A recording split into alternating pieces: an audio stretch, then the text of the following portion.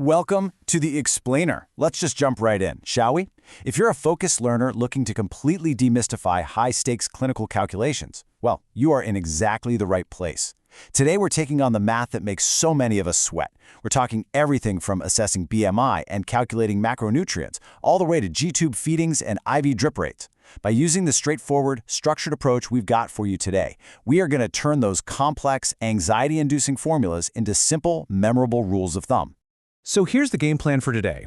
Number 1, the golden conversion rule. 2, assessing patient BMI.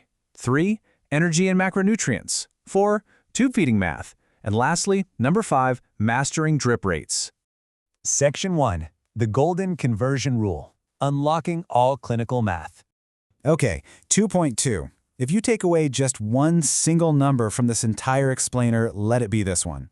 To get a patient's weight in kilograms, you absolutely must divide their weight in pounds by 2.2.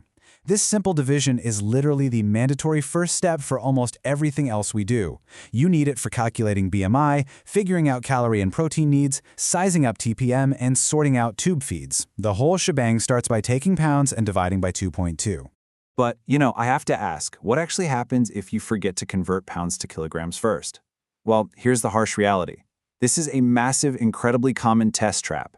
If you forget this golden rule, your entire clinical calculation is going to be wrong right out of the gate. You'll be calculating medication or nutrition for a patient who essentially weighs twice as much as they actually do. So always look for pounds and instantly convert to kilograms. Moving on to Section 2, assessing patient BMI. Obese versus underweight metrics. The BMI formula, kilograms divided by meters squared, often causes instant math overload, right? But breaking it down into 4 manageable steps completely neutralizes that anxiety. Step 1, use our golden rule, convert pounds to kilograms. Step 2, convert the patient's height from inches to meters. Step 3, square those meters, just multiply the number by itself. And step 4, divide the kg by your squared meters. See? Breaking it down step by step removes the guesswork entirely. Now, once you have that number, you need to know what it actually means for your patient, specifically looking at the extremes. On the lower end of the spectrum, a BMI of less than 18.5 classifies a patient as underweight. On the higher end, a BMI of 30 or greater firmly classifies a patient as obese.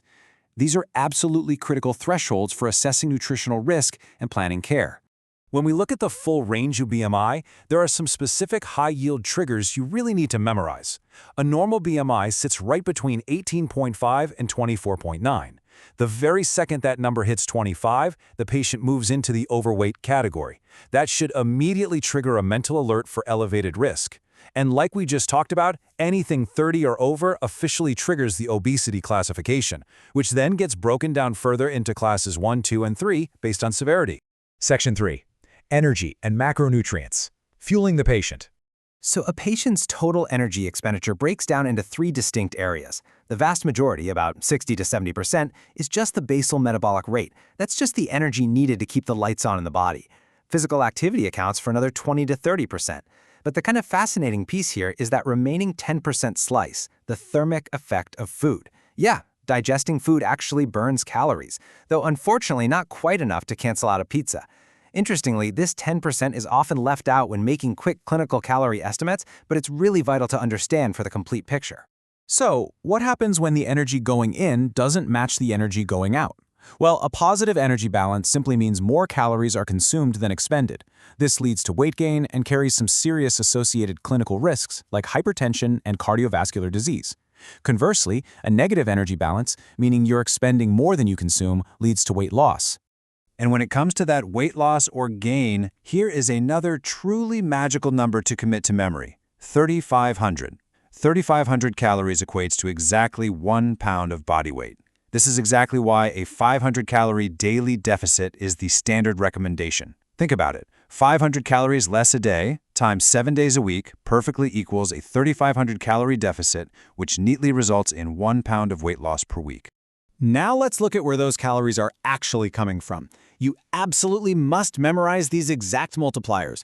Carbohydrates and protein both yield 4 calories per gram. Alcohol yields 7, but pay really special attention to fat. It is the most calorically dense macronutrient, coming in at a whopping 9 calories per gram. Exams love to test these specific multipliers by giving you the grams of food and asking for total calories, so keep this mental cheat sheet handy. Speaking of protein, how much does a patient actually need? A healthy, normal adult requires 0.8 grams per kilogram of body weight. But look at what happens during periods of physiological stress or critical illness. That requirement radically jumps up to 1.2 to 2 grams per kilogram to aid in healing and recovery. And hey, notice that unit of measurement? Kilograms. There's our golden rule again. Always calculate this using kilograms, never pounds.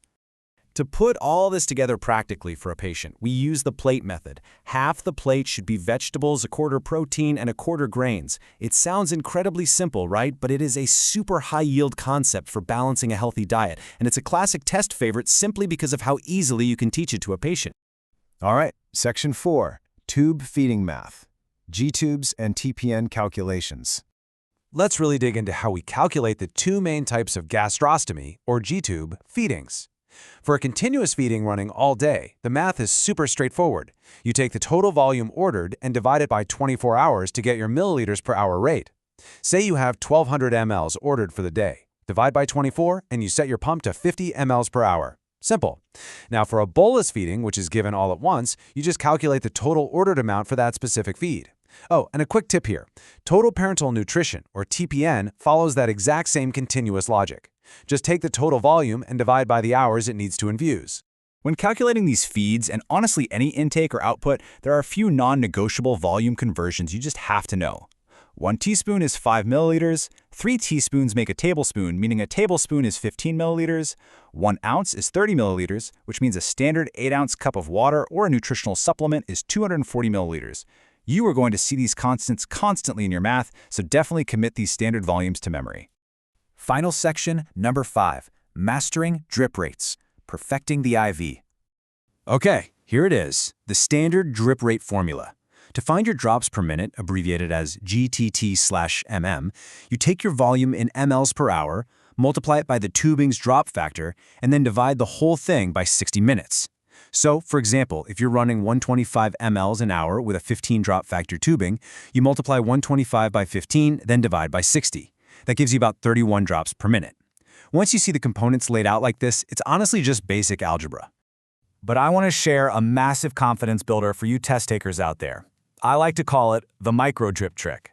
If your clinical scenario gives you micro drip tubing, which has a drop factor of exactly 60 drops per ml, well, the math is already done for you because you'd be multiplying by 60 and then dividing by 60. They completely cancel each other out. That means your ml per hour rate is exactly the same as your drops per minute rate. Running 100 mLs an hour on a micro drip, it's exactly 100 drops a minute. Boom, instantly solved.